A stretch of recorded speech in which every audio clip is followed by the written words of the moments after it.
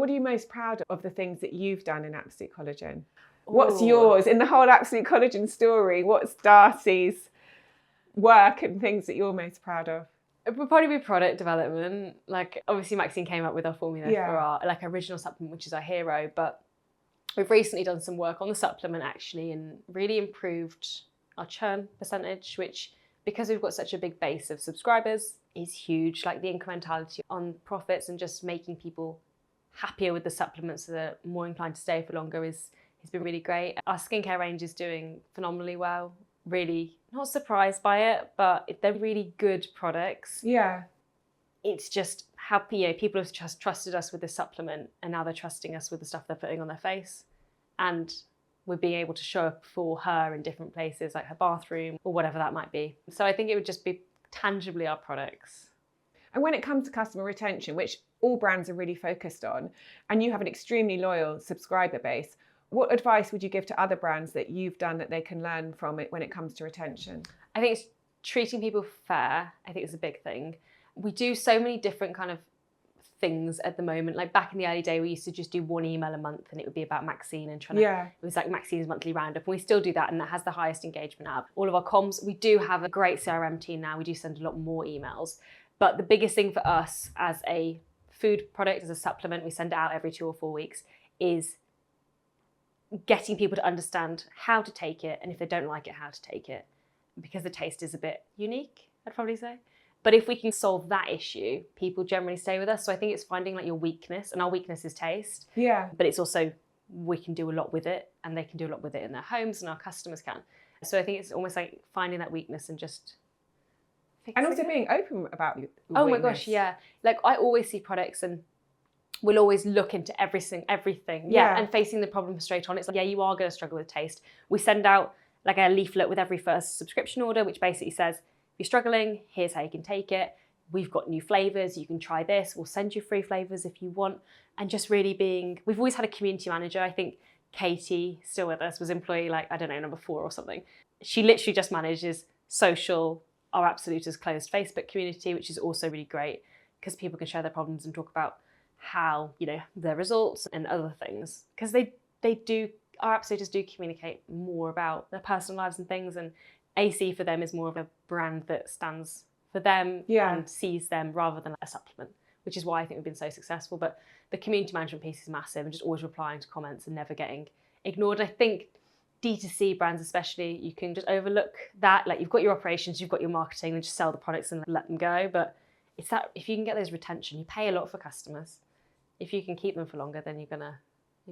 So you still reply to every single comment as a brand? Yeah. Which is phenomenal. Yeah, I think our Facebook has 100%, and our Instagram like 100% response rate. Yeah. We have to be the last person to reply to everything. So it's annoying when they just keep messaging, like yellow hearts is a big one for AC. So many yellow hearts. We're going to go on a trip down memory lane. You've kindly shared some photos with us, and it would be great if you could tell us what's going on in the photo and what this photo means to you.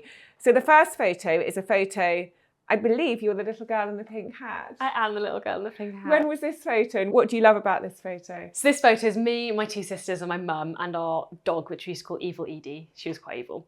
We'd just been on like an hour-long walk and it was raining, and I just think it's hilarious because I'm there in like pink summer clothes and flip-flops. My sister looks absolutely miserable. Someone's abused her. And my mum and sister, my older sister, are there soaking wet. And that's just such a Maxine thing, which like, we're going to go on a walk, it's tipping it down with rain. I don't even know where we are, but we're clearly not, it's not in the countryside. It's just like in a city by the looks of it. But it's just, Maxine will just go and do things and just drag us along. And I'm in flip-flops. I'm like, we don't walk in the UK in flip-flops in the rain.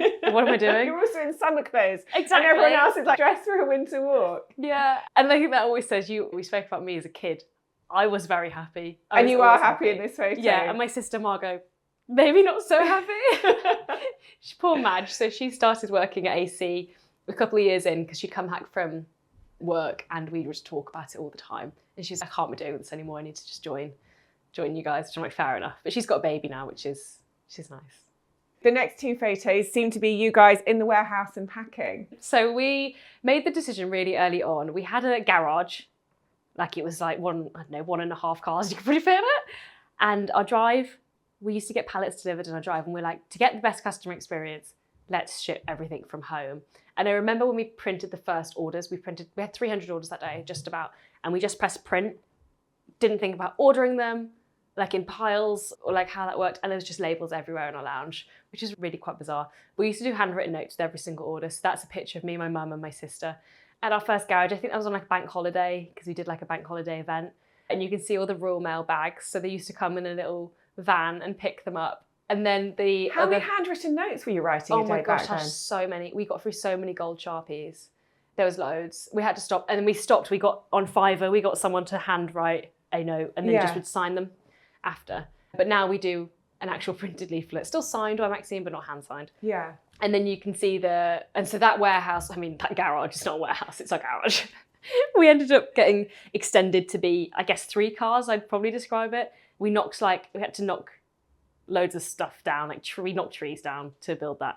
So we could fit 6 pallets of product in there, and there's 1,500 products on a pallet. And so we could fit that in, and we used to get deliveries twice a week. Like, we were shipping a lot of, it's quite impressive actually how many units we shipped from that garage. And then we moved to our Telford warehouse. So that's now the one we're in. That one's now 10,000 square feet. You can see me and my sister and my mum again in there. But I think the post bags are behind us, or the post cages. So it's a lot more efficient and proper. Do you feel nostalgic thinking back to the garage? Yeah, I used to love it. I used to honestly love it. Like, I'd go out there in my slippers. I'd go out the front door and you'd speak to customers or suppliers, and then just go check on the warehouse. And we all used to eat lunch together. So we'd cook lunch, and then the team. So we had 3 fulfillment people that worked in our warehouse. It's not a warehouse, Darcy, it's a garage. They worked in our garage. I like the way you're calling the garage the warehouse, but they worked in the garage, and they'd come in for lunch and we'd all eat together, and it was just a really nice vibe. Very weird. But it very worked. different to now. Very different from now. But we were also very lucky. We had 1 product pretty much that we were shipping out. It's quite easy. We don't have that anymore. We have 9 SKUs, which still is not a lot compared with a lot of products, companies, sorry. So the next photo is the CEW Beauty Awards 2019. And I think that was your first big award, wasn't it? Yeah, I think that was the first award ceremony that I ever went to. So CEW is like creme de la creme of the beauty industry, really. And it's the award that we'd always been like, oh, if we could win, that would be really cool. So we went with like literally no expectations. And I was like, oh, when your product comes up on the screen, it's like the shortlist, and you're there and you're thinking, oh God, please be me. But if it's not me, like, I'm happy for someone else. And then it's just awkward, isn't it? And we won it. And I remember Maxine went on stage, followed her, and she did this amazing speech actually. And I'm pretty sure I videoed the whole thing. And then someone came up to me after and was like, you're like Botox. And I was like, what? Thinking maybe like wrinkles, skin. And he was like, or Hoover. And I was like, okay, we're on different wavelengths right now. And he was like, people don't want collagen, they want Absolute Collagen. And I think it was that moment, and we are in Birmingham, we're Midlands based, we never really come down to London. We don't actually, until that was 2019, hang out with the beauty industry people.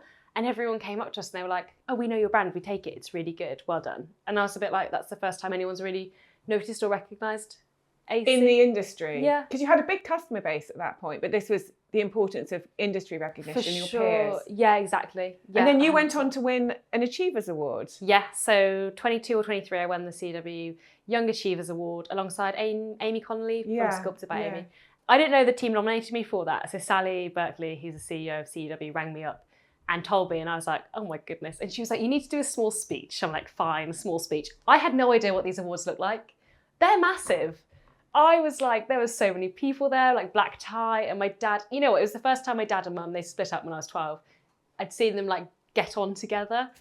And my dad's proud of what me and my mum have achieved at like 100%. But I think that moment was like, oh, we've done a good job, which is really nice. And how did it feel for you to get the Young Achievers Award?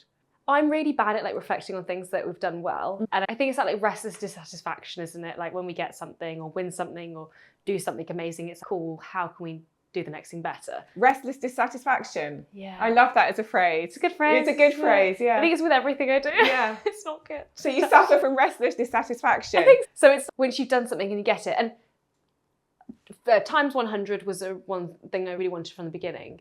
Or like my Forbes 30 under 30, like I got that award, and that was something at the beginning I was like, oh, that would be really cool if I got one day. And when you get it, it never really makes you happy. So I know now just to live in the moment. And the things that do make me happy is like stupid things like a strategy day with a team. Like I will leave there feeling the happiest, or going making a cup of tea. It's like treasuring the small things that happen like with the team, rather than those like pivotal moments that you think are going to make you happy, but it's Yeah. actually the journey to get you there.